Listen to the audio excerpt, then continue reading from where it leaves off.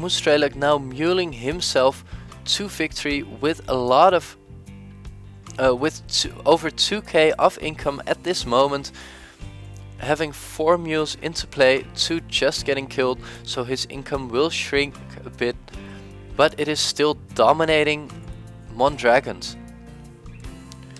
As we look at the spendings wise, we can see that, strange enough, Mondragon put more in his army, while army wise MouzStrelok is way behind at this moment.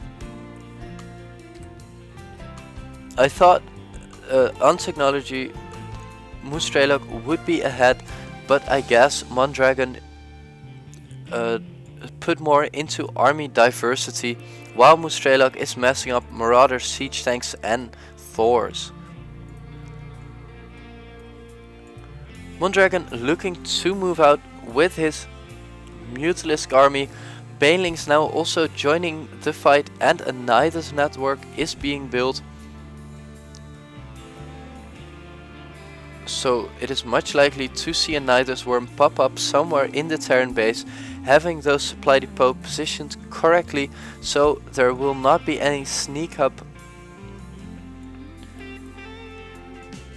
by Mondragon. But there is a Nidus worm being built on the natural expo of MouzStrelok, and I'm not sure how much MouzStrelok will be able to do against this. Hydralisk streaming out, and the whole army of MouzStrelok is being held behind here.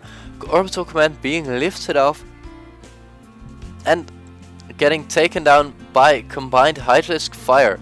Infestor Pit now also coming down together with Terran vehicle weapons 2 and infantry armor 1. This expansion gets cleaned up very good by Mondragon, but will it be enough of a setback for MouzStrelok after he had such a high income for such a long time? Both players sitting on quite an even army, MouzStrelok being in a slight advantage, but Mondragon having way more units. MouzStrelok looking to go out, killing off Overlord while he's moving out, and this Hydralisk army now engaging with those Banelings coming in the back. Siege tanks taking position, being a bit late, transferred into siege mode. Thors fighting off, but Mondragon's army is shrinking way faster than MouzStrelok's. MouzStrelok walking over Mondragon's army here, very good, having such a better counter to all his units than Mondragon. Mondragon, I do not think that those Banelings were as effective as he wanted. MouzStrelok now, I'm not sure why he is not pushing through, because he just won that battle by far, now having the huge army advantage and still waiting for more Marauders to join in to be more of that meat shield. Overlords now getting taken down quite easily, while SCVs return from repairing. Oh, he was waiting for a repair on his army. More Banelings, more Hydralisks coming in, but they're all getting taken down very easy by those stimmed up Marauders, waiting for those siege tanks to move up. I'm not sure why he doesn't reposition all his siege tanks, because the battle is here. Mutalisk now getting hit, Hydralisk now getting hit by those siege tanks, and this positioning from Mondragon is very bad, letting himself lure out of the base while the Marauders are being healed up. Spinecrawlers being moved to this front gate. As I said earlier, positioning of that Spinecrawlers wasn't perfect. Now able to get off hits on those Banelings for free, while he's stimming in with his Marauder armies, able to get off some hits with his Spinecrawlers, but the siege tanks are doing too much damage, expanding too well with those siege tanks. Those back tanks should move up again, but these Marauders will be able to walk over this base by Mondragon. Mondragon now trying to put up 3 more head trees on the other side of the map, but he will be behind so much intact. And MouzStrelok keeps pumping out more units, so he will be in a very clear advantage once he pushes through. Not sure why he left all those siege tanks in the back for such a long time. He could have done so much more damage if he took them with him.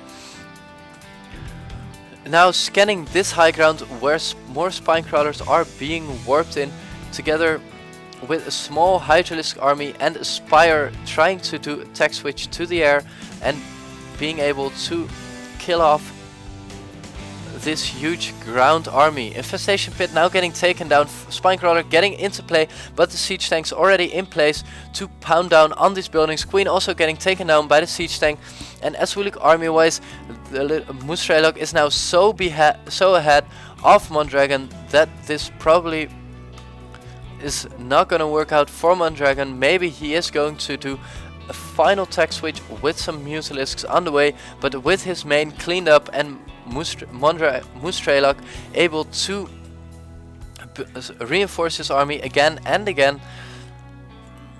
I do not think there's really much MouzStrelok can do at this moment. Now also Marines joining in this army, more Banelings being morphed in at the top of the map, while his main base is getting completely destroyed. Siege tanks moving back, Mondragon also stealing this expansion from MouzStrelok. MouzStrelok not knowing that this has gone up, so Mondragon now mining off 4 bases, and what I said earlier, I will take it back, because although MouzStrelok is in the huge army advantage now, if Mondragon will play this correctly, he will have a small chance to win. He has